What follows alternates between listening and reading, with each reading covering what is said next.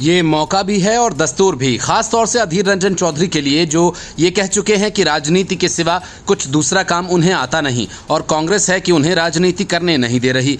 अपनी पार्टी वे बना सकें। पश्चिम बंगाल में ऐसे हालात नहीं, ऐसे में उनके पास एक ही विकल्प है कि वे किसी दूसरी पार्टी का रुख करें। पश्चिम बंगाल में बीजेपी के अलावा ऐसी कोई पार्टी नहीं जिसके साथ वे जुड़ें और सियासत करें। इसलिए खबर है कि अधीर रंजन चौधरी जल्द ही बीजेपी में शामिल होंगे, क्योंकि बीजेपी का जो ममता विरोधी मिशन है वो पूरी तरह से उनके लिए अनुकूल है। सूत्रों का कहना है कि अधीर रंजन अंदर खाने बीजेपी से बात कर रहे हैं और बातचीत का नतीजा जल्द ही सामने आने वाला है।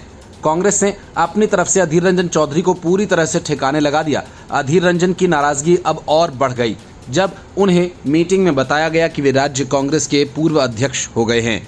ये बात अधीर को हजम नहीं हुई और उन्होंने खुलकर अपना विरोध जता दिया। पहले से ही पार्टी से खफा चल रहे पश्चिम बंगाल कांग्रेस के पूर्व अध्यक्ष, लोकसभा में कांग्रेस के पूर्व नेता अधीर रंजन चौधरी की नाराजगी बढ़ गई है। इस नाराजगी की बड़ी वजह ये कि उन्हें बिना बताए बंगाल कांग्रेस के अध्यक्ष पद से हटा दिया गया है। लोकसभा चुनाव में हारने के बाद वे पार्टी में अलग थलग से पड़ गए हैं। कांग्रेस का एक बड़ा खेमा अधीर रंजन से नाराज है। खास तौर पर ममता बनर्जी के खिलाफ उन्होंने मोर्चा खोला, जिसके नतीजे में बंगाल में टीएमसी और कांग्रेस का गठबंधन नहीं हो पाया। तभी तो अधीर रंजन चौधरी कहते हैं कि एक टीवी इंटरव्यू में मल्लिकार्जुन खड़गे ने कहा कि अगर मुझे बाहर रखना जरूरी हुआ तो रख देंगे। ये मुझे अच्छा नहीं लगा, दुख लगा। मैं अध्यक्ष तो था ही, पर मेरी राय को उतनी अहमियत नहीं दी गई। इस पर बंगाल बीजेपी के सांसद जगन्नाथ सरकार ने कहा कि ममता का विरोध करने की कीमत अधीर रंजन को चुकानी पड़ी। ये सही है कि लोकसभा चुनाव के दौरान टीएमसी और कांग्रेस के बीच गठबंधन को लेकर प्रदेश नेतृत्व में मतभेद था।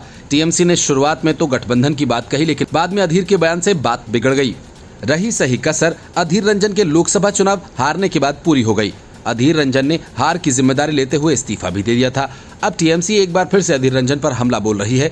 टीएमसी के नेता कल्याण बनर्जी केंद्र में इंडी गठबंधन की सरकार न बनने का जिम्मेदार अधीर रंजन को मानते हैं। कल्याण बनर्जी तो यहाँ तक कहते हैं कि अधीर रंजन बीजेपी के एजेंट हैं। हालांकि कांग्रेस के नेता तारिक अनवर कहते हैं कि अधीर रंजन के बारे में जो आरोप लग रहे हैं वो सही नहीं है। वे बीजेपी में जाने की बेवकूफ़ी नहीं करेंगे। अधीर रंजन चौधरी को लेकर अब कयासों का बाजार गर्म है। क्या वे कांग्रेस में बने रहेंगे या फिर बीजेपी का दामन थामेंगे? Bureau report, news of India.